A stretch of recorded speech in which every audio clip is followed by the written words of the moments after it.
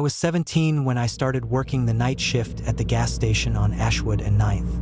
I didn't tell my parents how much it paid. If I had, they wouldn't have let me anywhere near the place. The station looked normal during the day. Old sure, but normal. 2 pumps.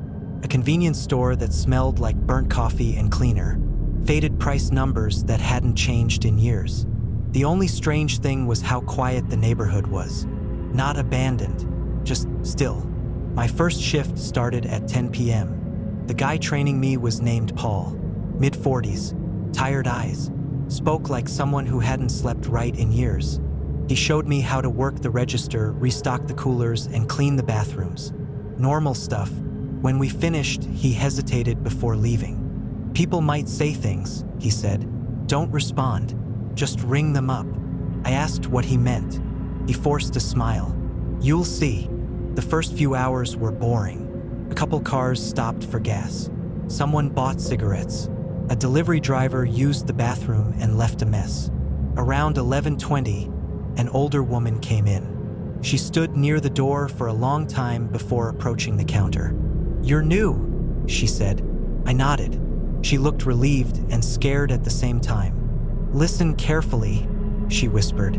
If anyone asks you to stay late, don't. I laughed awkwardly. Yeah.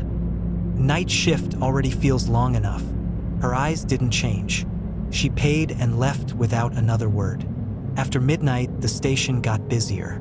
Not crowded, but steady. The people were off. Not monsters. Not scary. Just wrong in small ways. One man paid entirely in coins.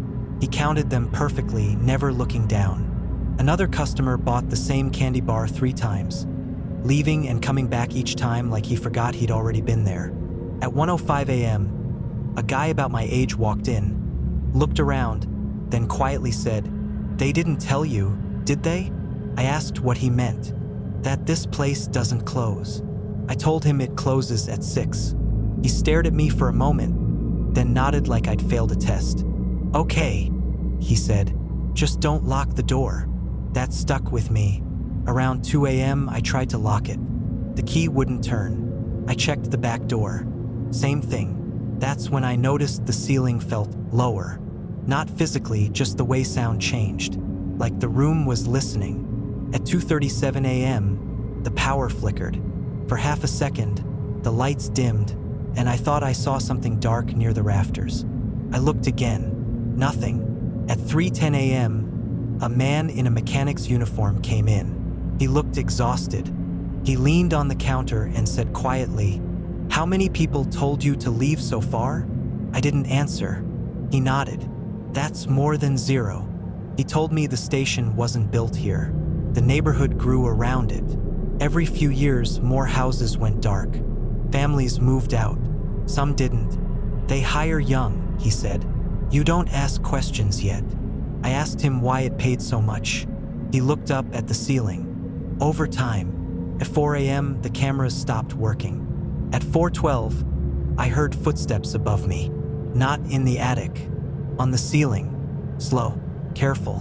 At 4:30 a.m., the doors unlocked by themselves. At 4:45 a.m., a voice came from the back room. Sounded like Paul, telling me I was doing great, saying I could stay longer, saying the pay just went up. At 5:59 a.m., I ran. The sun was coming up, but the neighborhood was darker than before. Behind me, the station lights stayed on. Waiting. I didn't sleep after that first shift.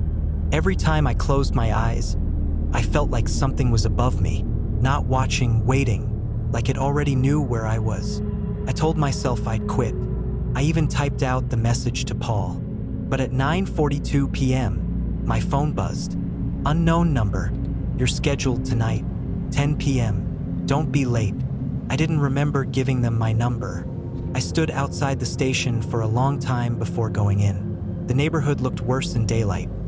Paint peeling, windows fogged from the inside, cars parked like they'd been abandoned mid-drive. The open sign was already on.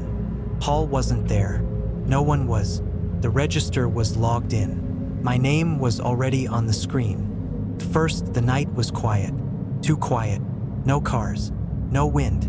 Even the buzzing lights seemed muted, like someone had turned the world's volume knob down. At 10:56 p.m., a man came in wearing a hoodie pulled tight around his face.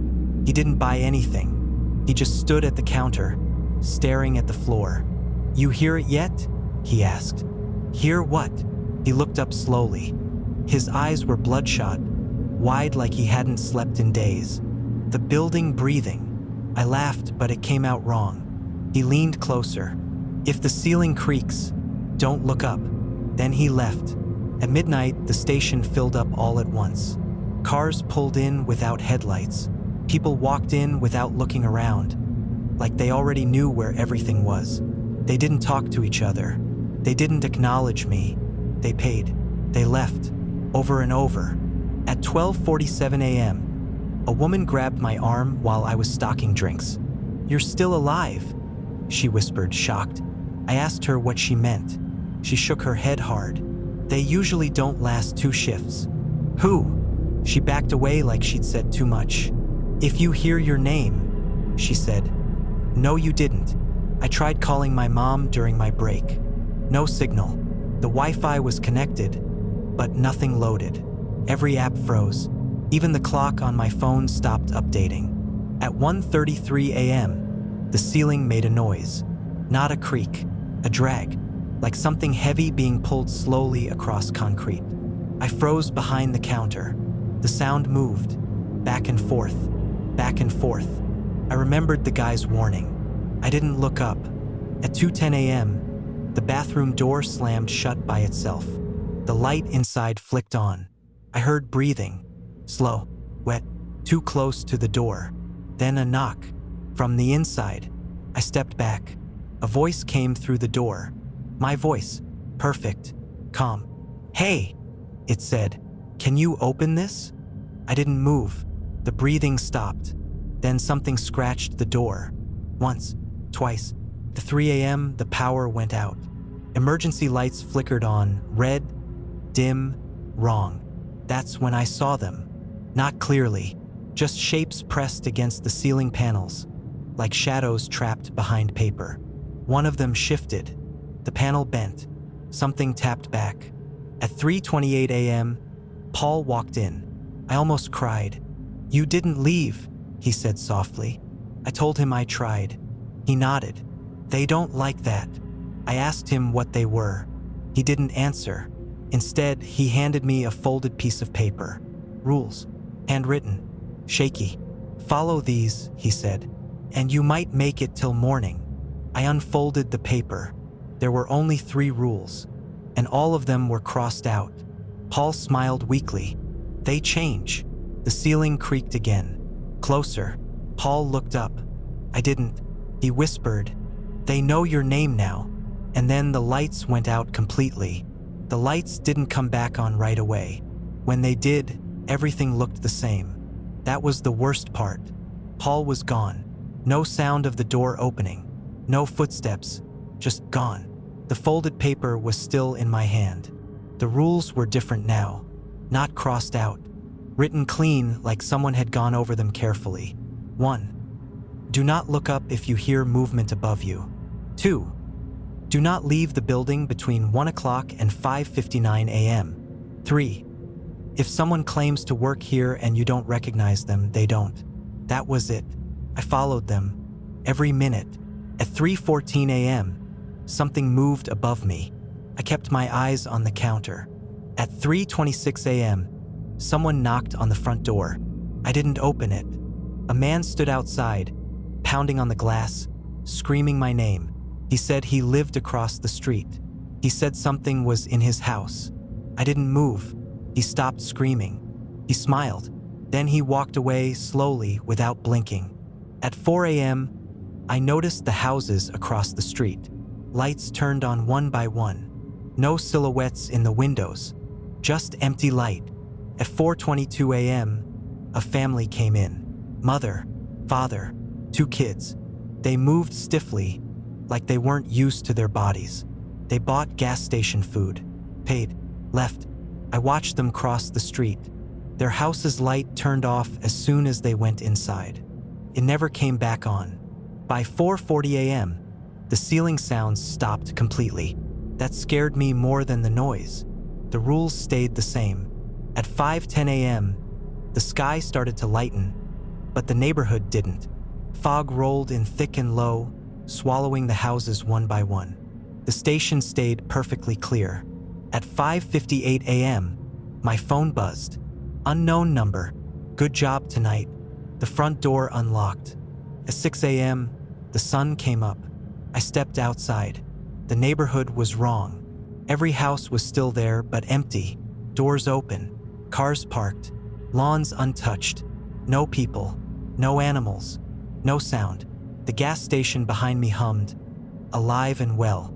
The job listing was taped to the window again. Now hiring. $200/hour. Across the street, one house had a light on. I saw movement in the window. Someone watching me. I didn't look back at the station. I went home. That was 2 weeks ago. The neighborhood is still empty. The station is still open. And every night, I get a message asking if I'm coming back. I didn't go back to the station the next night. Nothing happened. No texts. No calls. No consequences. That scared me more than if they had dragged me back. During the day, I walked the neighborhood. Every house was unlocked. Inside, everything looked paused midlife. Coffee mugs on tables, shoes by doors, phones still charging, TVs frozen on news channels that hadn't updated in weeks. No bodies, no signs of struggle, just absence. At the end of Ashwood, I found the old woman's house, the one who warned me on my first night. I recognized the cracked birdbath out front. The door was open. Inside smelled like dust and lemon cleaner. She was sitting in the kitchen like she'd been waiting. "You followed the rules," she said before I could speak. I asked her how she knew. She smiled faintly. "The station doesn't like surprises." I asked her what the station was. She didn't answer that. Instead, she asked, "Do you hear it at night?" I nodded. She pushed a notebook toward me, pages filled with dates, times, names, workers, addresses, entire blocks crossed out in red. "This neighborhood is phase 3, she said. "You can still leave, but not the way you think." I asked her how. She looked toward the window toward the station. "You don't quit," she said. "You outlast." She explained that the station didn't trap people physically. It changed where they belonged.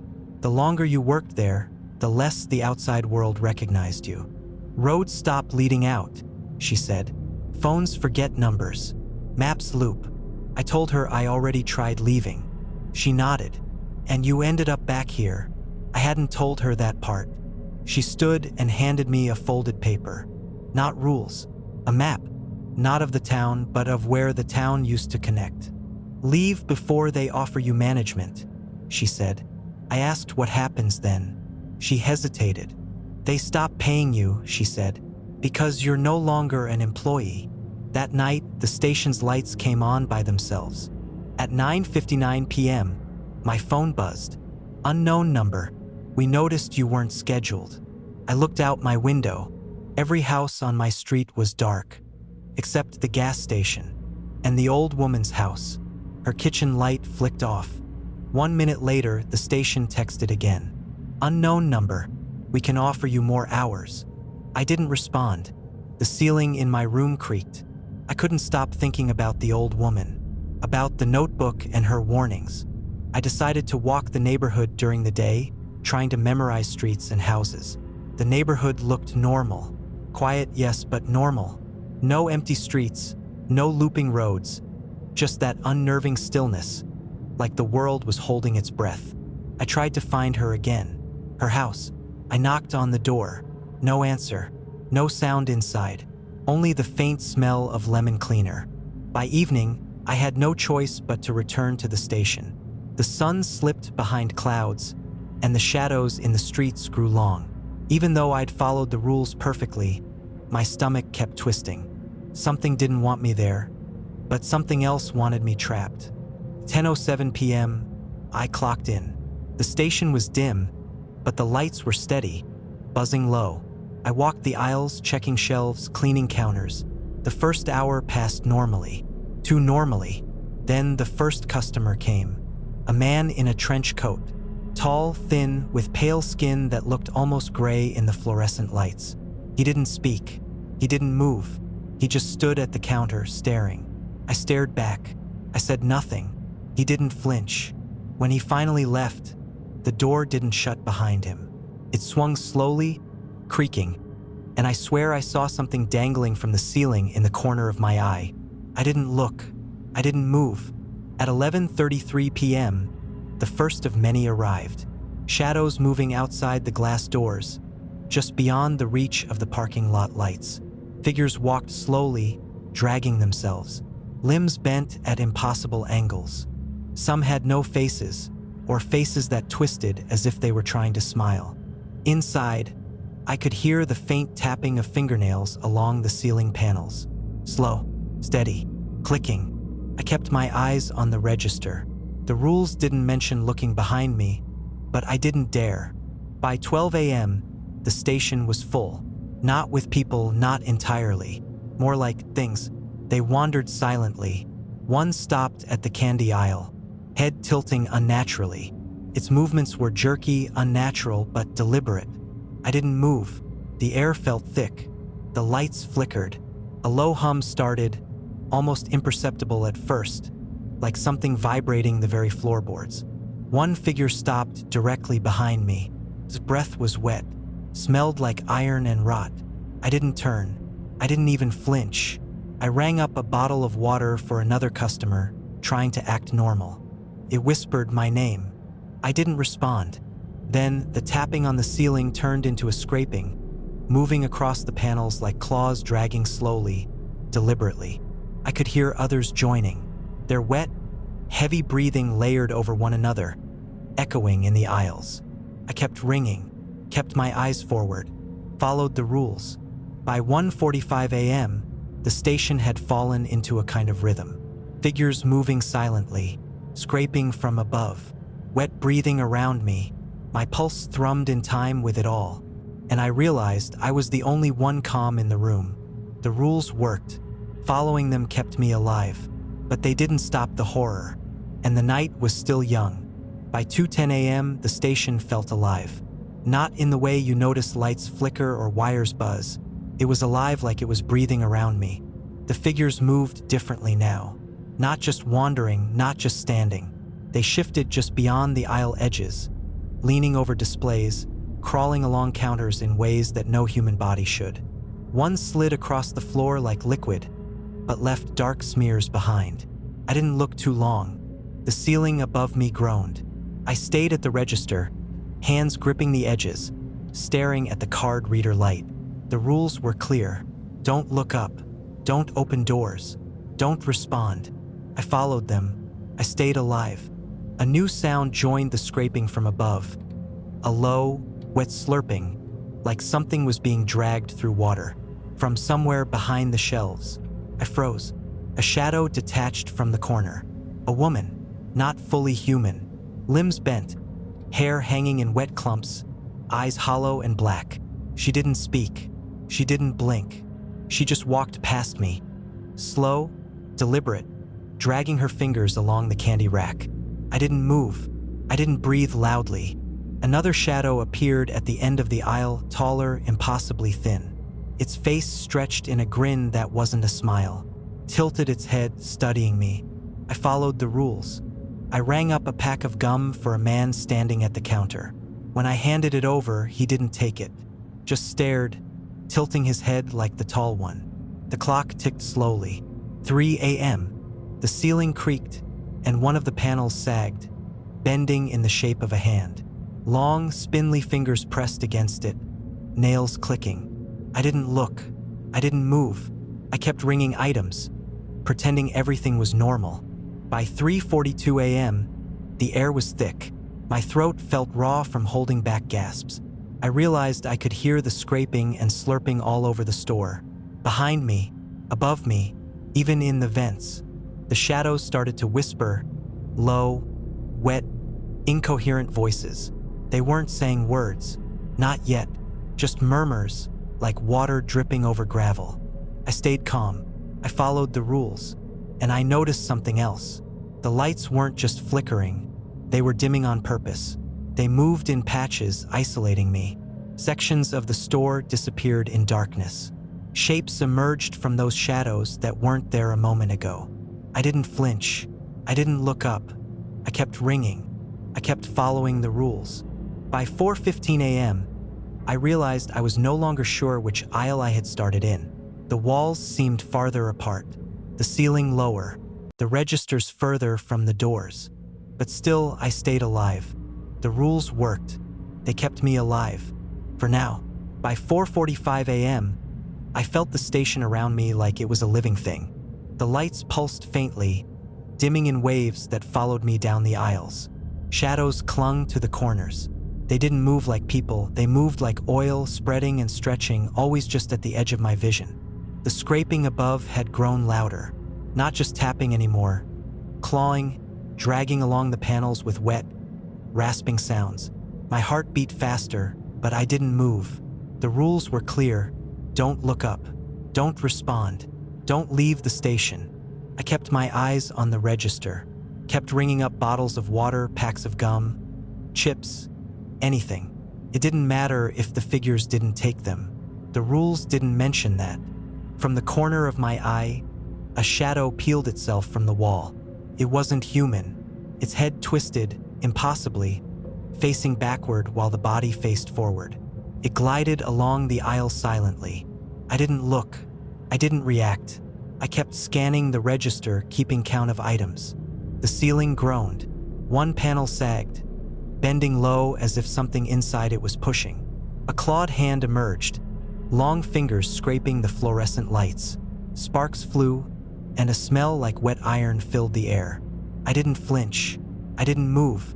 Then, behind me, a low, wet voice murmured my name.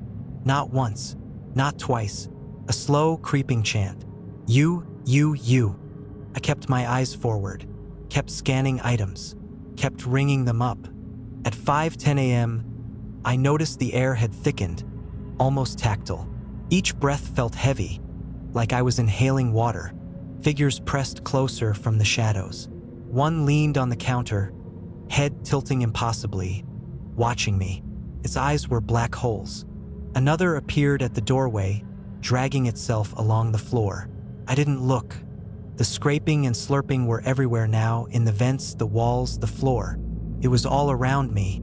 I could feel it crawling over my skin without touching me. But I stayed alive.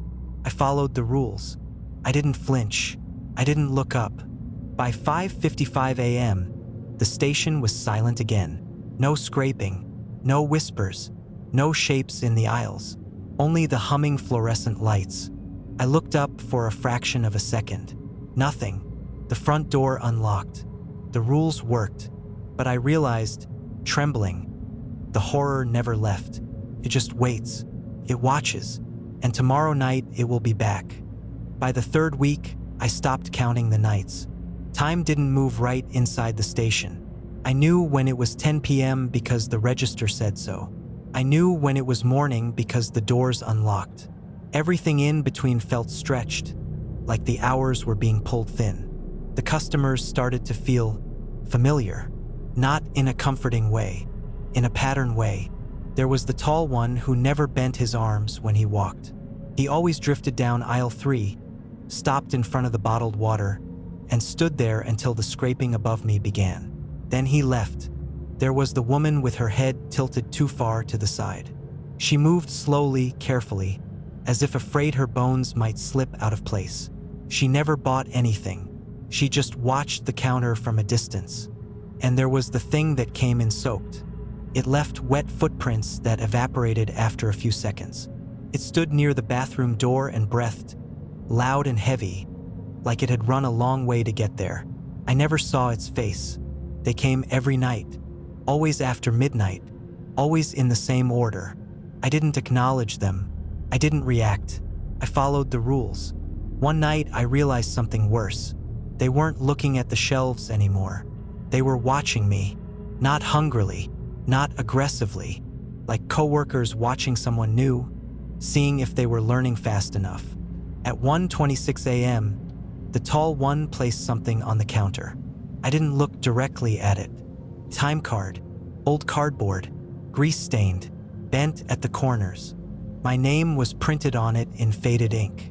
Below it were dates, not past ones, future ones, week after week, month after month. I slid it back toward him. The tall one didn't move. The ceiling made a low, please sound. He left the time card there. I didn't touch it again. The only house with its lights on was hers. Every night when I left the station, I checked. Same porch light, same dim kitchen glow behind the curtains. Everything else on the street was dark. Not people asleep, dark, abandoned dark. No TVs, no phones, no movement, just her house. I tried knocking again during the day. No answer. The door wasn't locked. Inside, the air was stale. The lemon cleaner smell was stronger now, almost sour. Her notebook was gone. The kitchen table was clean. No chair pulled out. No sign anyone had been there recently. But the light switch in the kitchen was still on. That night at work, a woman came in wearing her coat. Not just similar. Hers. The sleeves were too long, dragging across the floor. The buttons were done wrong. Misaligned, like whoever wore it didn't understand how coats worked. She stood at the counter and stared past me. "You listen well," she said in the old woman's voice. I didn't respond. "You last longer than most," she continued. "That makes them curious." I kept my eyes on the register. Her reflection in the glass behind the counter was wrong. Her head didn't line up with her body. Her mouth moved half a second after the words came out. "They don't like loose ends," she said. I rang up nothing. The receipt printed anyway. When I glanced down, there was a message instead of prices. She left before it was ready. When I looked up again, the woman was gone. The coat was folded neatly on the counter. I didn't touch it. The ceiling made that pleased sound again. The station stopped pretending after that. The customers got quieter. The lights dimmed earlier. The breathing above me never stopped. It just softened, like something asleep but alert. At 12:18 a.m., Paul came in. He looked better than I remembered. Healthier. His eyes were clear. His posture straight. He leaned against the counter like this was any other job. "You're doing great," he said. I didn't answer. "You know," he continued, "people think quitting is how you survive. That's why they don't." He slid something across the counter. A badge. My name. My photo. The station logo printed clean and sharp. "Management," he said. "No more register. No more night shift." I didn't touch it. Paul sighed. "That's okay. You'll understand soon." The doors opened. A kid walked in. 16, maybe 17. Skinny. Backpack slung over one shoulder. Nervous smile. "I heard it pays good," he said. "Is that true?" I felt the ceiling shift. Not moving. Listening. Paul looked at me. Waiting. I followed the rules. I didn't warn him. I didn't lie. I rang up his soda and handed it back. "Just don't look up," I said. The kid laughed. The ceiling made a sound like settling weight. At 6 a.m., the doors locked. The open sign stayed lit. Paul smiled. "See?" he said. "You're already training. I don't work the register anymore. I don't need to. The new hires handle that. I stay in the office now, watching the cameras when they work, making sure the rules are followed, making sure no one looks up, making sure no one runs. Sometimes I recognize the kids, neighbors, classmates, people who walked past the station and thought the pay sounded too good to be true. The ceiling doesn't scrape anymore. It doesn't need to. The neighborhood stays quiet. The houses stay dark. The station stays open. Time doesn't feel real anymore. I still know what day it is, technically. The calendar in the office updates itself every morning. I never flip the page. It just changes when I'm not looking. The station doesn't sleep. It hums. Always. A low, steady vibration that settles into your bones if you stand still long enough. I used to notice it. Now it feels normal, like breathing. The new hires come and go. Most don't last more than a few nights. They're easy to spot, the ones who won't make it. They ask too many questions. They laugh when things get quiet. They look up when they hear something scrape. Those ones don't finish their shifts. I never see them leave. Their names stop appearing on the schedule. That's all. The ceiling stays calm as long as the rules are followed. It doesn't move much anymore. No sagging, no claws, no shapes pressing through. It doesn't need to remind us. Sometimes I watch the cameras late at night, not because I'm told to, because I want to know if anything changes. It doesn't. Aisle 3 is always slightly darker than the rest. The bathroom camera always lags by half a second. One of the ceiling panels never quite lines up with the others. If I stare too long, I get the sense something is staring back. Outside, the neighborhood hasn't recovered. People drive through sometimes, slow down at the intersection. They squint at the station like they're trying to remember something important. Most keep driving. Some don't. The job listing always works. High pay does something to people. Quiets the part of their brain that says this isn't right. I remember that feeling, standing at the door, knowing I should walk away, and not doing it. I make sure the open sign is bright. I make sure the doors unlock on time. I make sure the rules are printed clearly now. We don't cross them out anymore. That phase is over. Every once in a while, I think about the old woman, about how long she must have lasted to learn so much, about how close she got. I don't think about where she went.